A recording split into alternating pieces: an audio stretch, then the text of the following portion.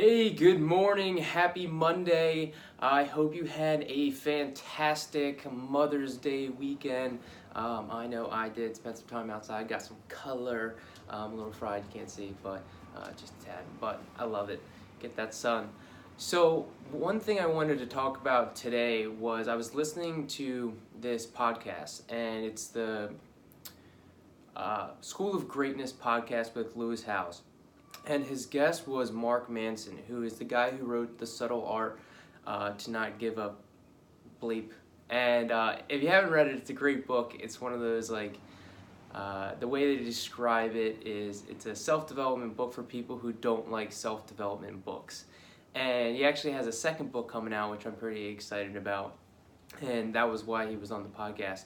But during this podcast, they were talking about certain levels of like where you are in your life in regards to stress of what you're looking for. So for example, it talked about how you don't want to be crazy stressed out all the time. That's just kind of madness. You need to figure out a way to balance yourself. If you're stressed out all the time, that's a problem. But then the other side is, if you're pretty happy and content all the time, that there's a slight issue with that as well, which somewhat resonated with me.